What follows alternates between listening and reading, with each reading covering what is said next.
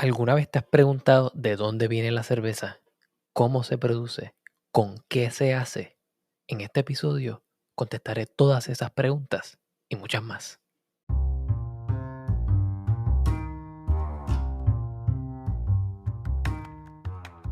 Bienvenidos al Food Engineer Podcast, un podcast dedicado a la exploración de alimentos y bebidas fermentadas.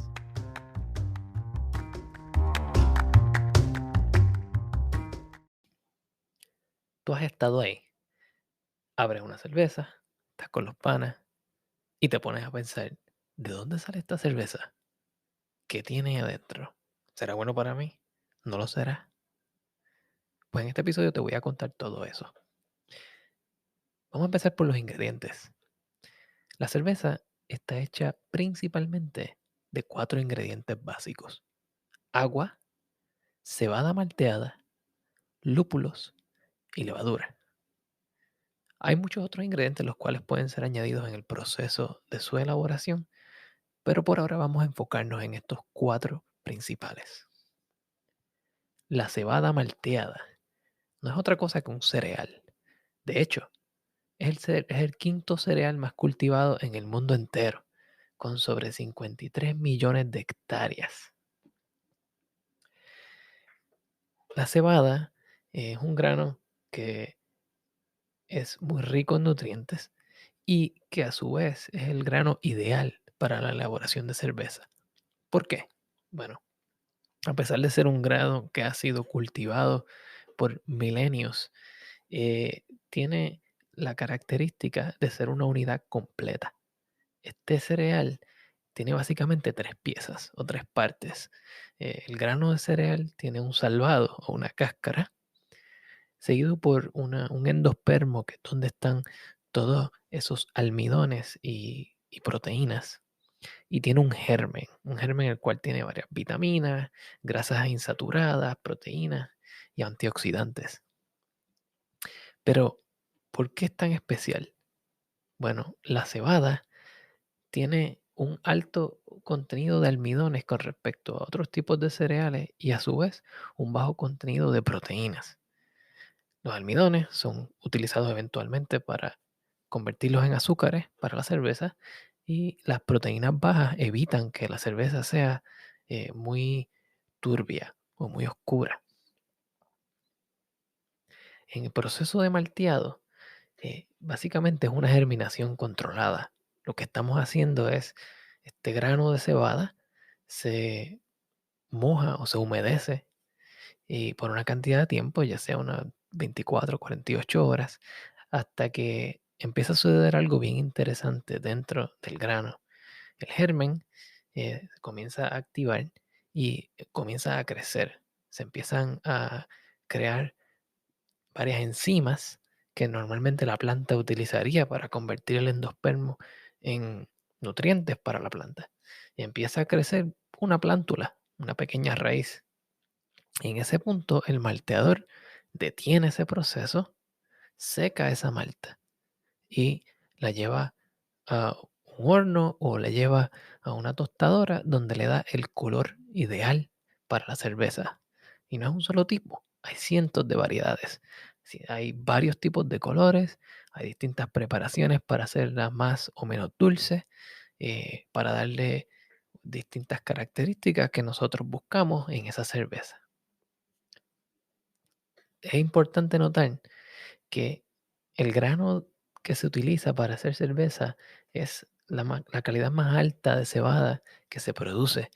Un productor normal puede tener varias hectáreas de cebada cultivada y puede ser que solamente una cantidad pequeña de esas sea utilizada para cerveza. Si la demás no pasa la prueba, es eventualmente utilizada como comida para ganado o para animales.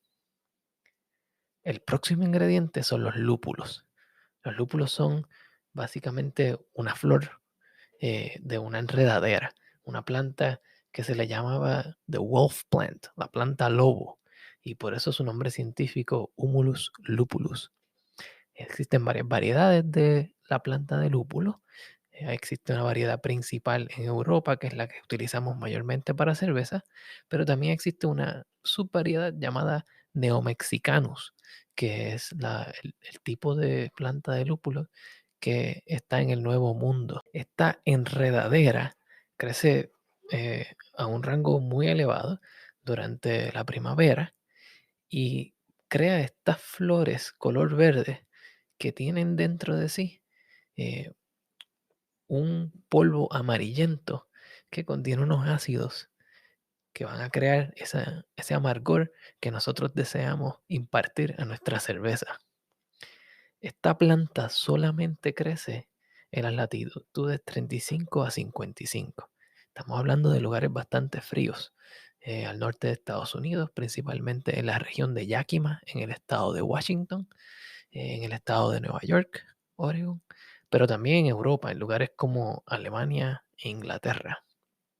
Y en el hemisferio sur, a países como Chile, Argentina y Nueva Zelanda también cultivan lúpulos, aunque es un área más pequeña comparada con el hemisferio norte, que es productivo para lúpulos. Sus características son muy distintas. Se reconocen varias variedades de lúpulos, los cuales tienen sabores como a vino blanco o a uva o cáscara de naranja, sabores más verdes como gramas recién cortadas, e inclusive sabores que normalmente relacionamos con hierbas aromáticas o medicinales o perfumosas. En algunos casos, los lúpulos que son crecidos mayormente en Estados Unidos se identifican por su contenido de aceites esenciales que tienen este tipo de olor como a pino, a piña, a frutas como lo son el mango, el limón. Y esas son unas variedades que últimamente están en boga y se utilizan mayormente en cervezas tipo IPA. Nosotros utilizamos el lúpulo principalmente para impartir amargura o amargor en nuestra cerveza. Sin embargo, el lúpulo lo podemos ver como cuando le echamos, digamos, un poco de cilantro a una sopa, ¿verdad? Cuando le echas el cilantro al principio de la cocción, mucho del sabor del cilantro va a desaparecer.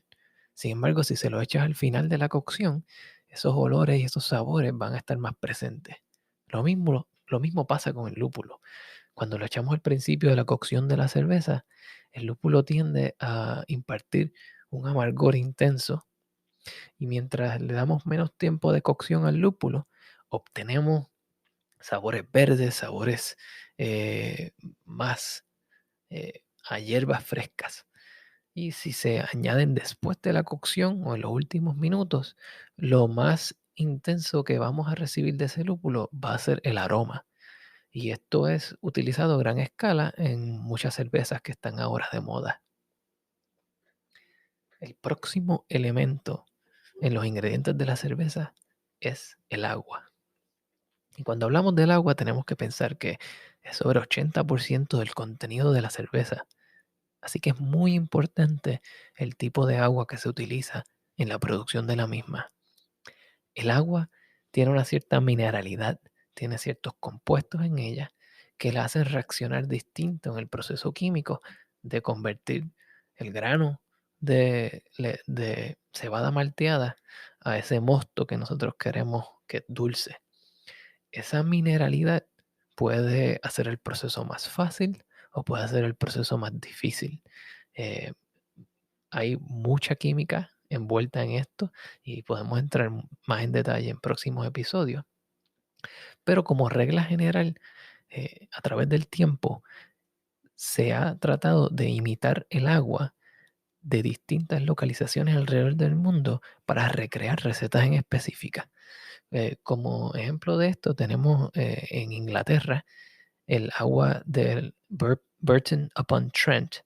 Es un área donde era bastante famosa por sus cervezas oscuras, ya que tenía un agua con un alto contenido mineral, un agua dura. Luego, cuando surge la famosa cerveza IPA o IPA, se descubrió que este tipo de mineralidad en el agua de Burton upon Trent tenía la característica de resaltar una amargura intensa en la cerveza. Y hasta el día de hoy, hablamos de casi 150 años después, aún se intenta recrear el agua de Burton-upon-Trent cuando la gente intenta hacer una IPA clásica. Sin embargo, en el lado opuesto de la escala, tenemos el área de la región de Pilsen en la República Checa. El agua de Pilsen es un agua muy suave, es un agua que tiene muy poco contenido mineral en sí.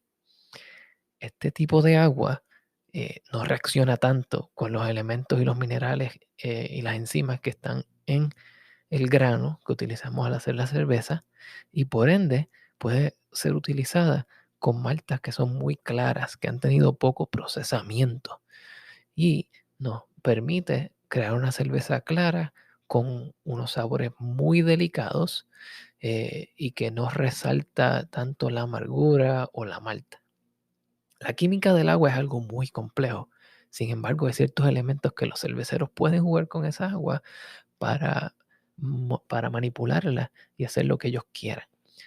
Uno de estos es la dureza del agua. Se puede eh, utilizar agua que ha sido filtrada o que ha sido pasada por un proceso am, de limpieza o por un proceso de osmosis inversa para remover un gran contenido mineral.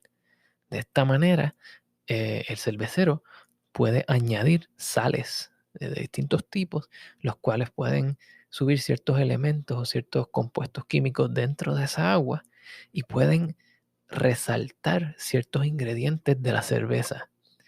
Tanto es así que con subir un poco el nivel de cloro en el agua, puedes resaltar la dulzura del grano, o con subir el sulfato, el contenido de sulfatos dentro del agua, puedes hacer que el amargor del lúpulo sea mucho más intenso. Muchas cervecerías juegan con esto y se considera como la última frontera una vez ya tú has estandarizado tu receta para hacerla llegar al próximo nivel. El pH o el potencial de hidrógeno que está en esa agua es muy importante. No es tanto el pH del agua per se lo que están buscando, sino qué pasa cuando le añades la malta. Y eso, como ya dije anteriormente, es un efecto de la mineralidad. Pero si hay algo que tenemos que mantener en mente después de todo este tratamiento químico, es que el agua se puede hacer. Existen muchos anuncios en las cervezas que dicen que nosotros utilizamos agua de las rocosas o agua de un pozo único, agua limpia y pura. Mientras que muchas cervecerías alrededor del mundo tienen varias localidades en distintos países produciendo la misma cerveza, y mediante manipulación ellos pueden hacer que su cerveza, no importa dónde la hagas en el mundo, siempre sea igual. Un buen ejemplo de esto es Guinness, donde ellos producen sobre 19 variedades de stouts en algunos 13 países o quizás un poco más, y ellos tienen un perfil de agua único para que las cervecerías puedan hacer esas recetas de manera uniforme. También tienen un subproceso donde pueden hacer que los cerveceros hagan una cerveza base y ellos le dan un extracto único que tiene ese sabor único de la cerveza Guinness para poderlo recrear. El próximo ingrediente en la cerveza es la levadura. Y si bien es cierto que es algo que parece ser pequeño y simple, es uno de los elementos que más sabor le puede impartir a la cerveza. Principalmente existen dos tipos de levaduras. En inglés se le conoce como ale y lagers, o cervezas tipo ale. Son las cervezas que tienen el tipo de levadura Saccharomyces cerevisiae. Es una levadura que resiste temperaturas más altas y que produce más ésteres o unos olores más frutosos y más complejos. Las levaduras tipo lager serían de la variedad o del tipo Saccharomyces pastorianus, en honor a Louis Pasteur, y son un tipo de levaduras los cuales tienen la característica de poder ser productivas a una temperatura más baja. Estas levaduras tienden a tener un carácter muy limpio en la cerveza, pero debe entenderse que tardan mucho más tiempo, perdón, en fermentar. Y por eso es que una cerveza tipo lager puede tardarse unas 4 o 6 semanas en ser producida, mientras que una cerveza tipo ale se produce en unos 7 a 14 días. El proceso de elaboración de cerveza es bastante lineal y en general la mayor parte de las cervecerías en el mundo utilizan el mismo proceso con algunos cambios. Primero, el cervecero crea una receta, decide qué quiere en esta cerveza. Va a tener colores oscuros, colores claros, mucha o poca amargura, eh, cuánta carbonatación quiere y el formato en que esté embotellado o esté empacado. Luego que está esa receta hecha, tenemos los materiales, se procede al molido. Esta cebada malteada y otros granos, pueden ser granos como arroz, maíz, trigo, avena, son todos puestos juntos, son pasados por un molino que básicamente lo que hace es aplastar esos granos para romperlos y exponer la parte central o el endospermo del grano para así poder extraer muchas de estas azúcares. Ese grano molido se pone en un equipo en el cual se le echa agua caliente y se hace una maceración. Esto es un proceso que depende altamente del control de temperatura y el tiempo. A ciertas temperaturas hay varias enzimas en el grano que tienen la habilidad de coger de estos carbohidratos, estos almidones complejos, y los rompen en pedazos más pequeños o en azúcares más pequeñas. Esta básicamente va a ser la comida que le van a dar a esa levadura después para que produzca alcohol y dióxido de carbono. Este macerado, luego de aproximadamente 1 hora, es separado. Se utiliza un proceso de filtración. Puede pensar como si fuera el proceso de hacer café. Se separa el sólido del líquido.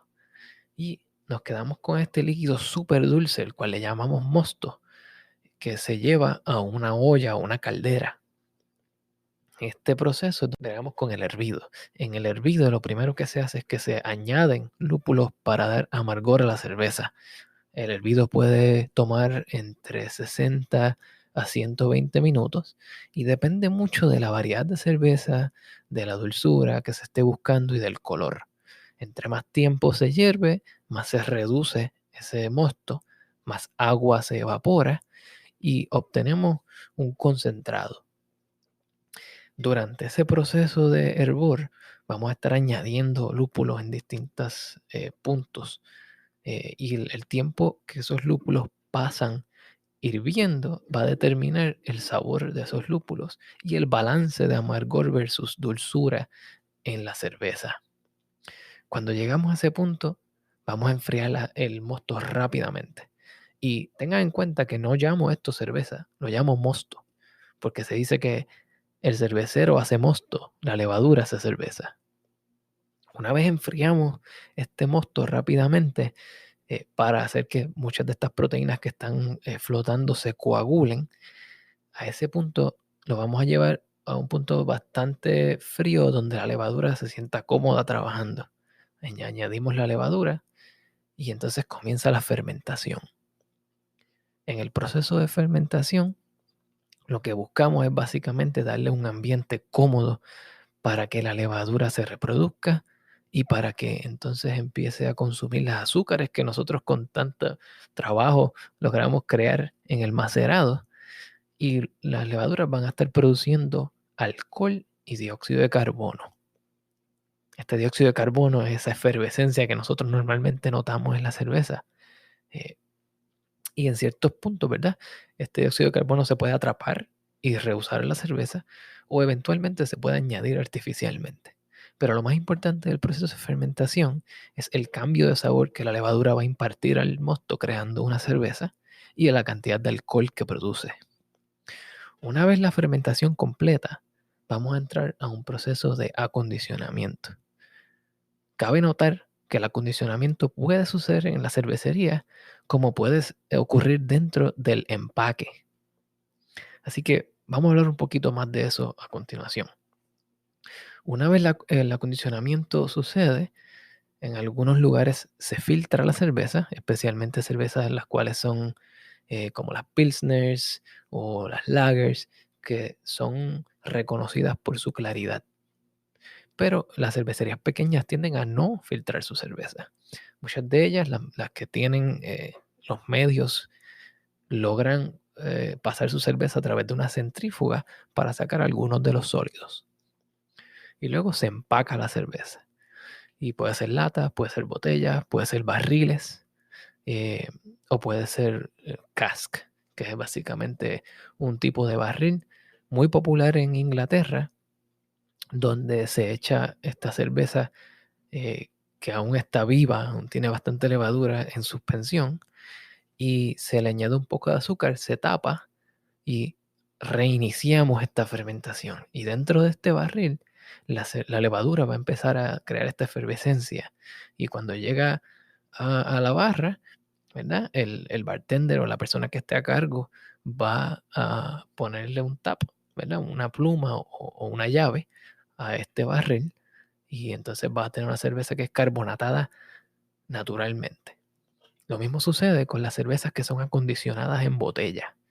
Algunas de estas cervezas se le añade un poquito de levadura, un poquito de azúcar al final y se ponen en botella. Las levaduras van a recomenzar este proceso de fermentación y van a crear la efervescencia dentro de la botella. Es necesario notar que en este tipo de cervezas hay mucho sedimento. Así que cuando tienes una cerveza que está fermentada en botella o condicionada en botella, tratamos de no moverla, tratamos de no menearla para evitar que esa levadura entre en suspensión, ya que en la mayor parte de los casos el sabor a levadura no es necesariamente algo bienvenido, excepto en algunos casos como es la cerveza de trigo alemana. Así que ya saben un poco más de cómo se hace la cerveza y cuáles son los ingredientes que se utilizan. Si tienes más preguntas, no dudes en enviármelas. Puedes contactarme en Instagram, _ Food Engineer, o en Facebook, /El Ingeniero del Sabor. Y yo voy a intentar de contestar todas tus preguntas en próximos episodios de este podcast. Hasta luego.